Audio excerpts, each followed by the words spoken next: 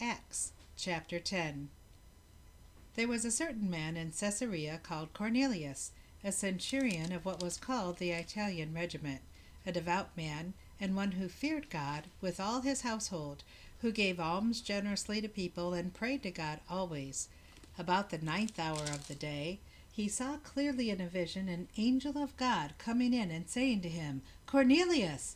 And when he observed him, he was afraid and said, "What is it, Lord?" So he said to him, "Your prayers and your alms have come up for a memorial before God. Now send men to Joppa, and send for Simon, whose surname is Peter. He is lodging with Simon, a tanner, whose house is by the sea. He will tell you what you must do."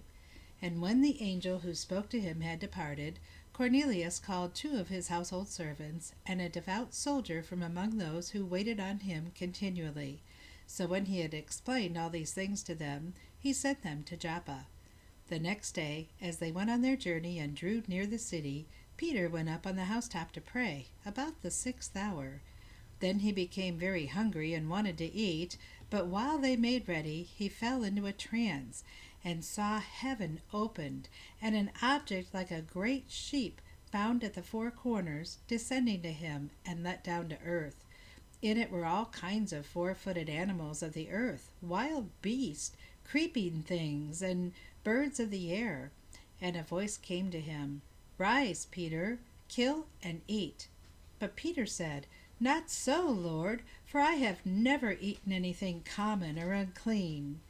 And a voice spoke to him again a second time, "What God has cleansed, you must not call common." This was done 3 times, and the object was taken up into the heaven again. Now while Peter wondered within himself what this vision which he had seen meant, behold, the men who had been sent from Cornelius had made inquiry for Simon's house, and stood before the gate. And they called and asked whether Simon, whose surname was Peter, was lodging there. While Peter thought about the vision, the Spirit said to him, "Behold, 3 men are seeking you. Arise, therefore, go down and go with them, doubting nothing, for I have sent them." Then Peter went down to the men who had been sent to him from Cornelius, and said, "Yes, I am he whom you seek. For what reason have you come?" And they said, "Cornelius the centurion, a just man, one who fears God and has a good reputation among all the nation of the Jews, was divinely instructed by a holy angel to summon you to his house, and to hear words from you." Then he invited them in and lodged them. And the next day Peter went away with them, and some brethren from Joppa accompanied him. And the following day they entered Caesarea. Now Cornelius was waiting for them, and had called together his relatives and close friends. As Peter was coming in, Cornelius met him, and fell down at his feet, and worshipped him. But Peter lifted him up, saying, "Stand up, I myself am also a man." And as he talked with them, he went in, and found many who had come together. Then he said to them, "You know how unlawful it is for a Jewish man to keep company with, or go to, one of another nation.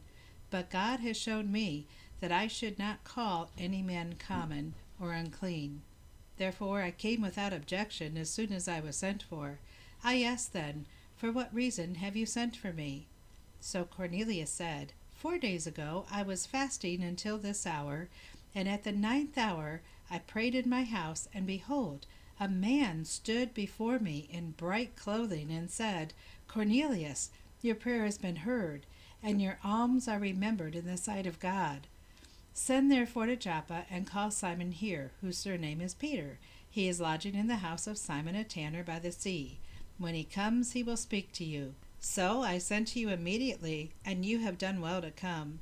Now therefore we are all present before God, to hear all the things commanded you by God." Then Peter opened his mouth and said, "In truth I perceive that God shows no partiality, but in every nation whoever fears him and works righteousness is accepted by him. The word which God sent to the children of Israel, preaching peace through Jesus Christ, he is Lord of all. That word you know, which was proclaimed throughout all Judea, and began from Galilee after the baptism which John preached. how God anointed Jesus of Nazareth with the Holy Spirit and with power, who went about doing good and healing all who were oppressed by the devil, for God was with him. And we are witnesses of all these things which he did, both in the land of the Jews and in Jerusalem, whom they killed by hanging on a tree. Him God raised up on the third day, and showed him openly, not to all the people, but to witnesses chosen before by God, even to us who ate and drank with him after he arose from the dead. And he commanded us to preach to the people and to testify that it is he who was ordained by God to be judge of the living and the dead. To him all the prophets witness that, through his name, whoever believes in him will receive remission of sins.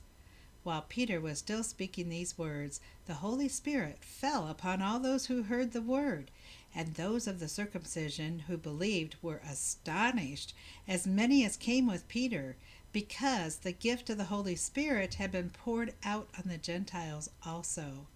For they heard them speak with tongues and magnify God. Then Peter answered, "Can anyone forbid water that these should not be baptized who have received the Holy Spirit just as we have?" And he commanded them to be baptized in the name of the Lord, and they asked him to stay a few days. God thank you for the book of Acts.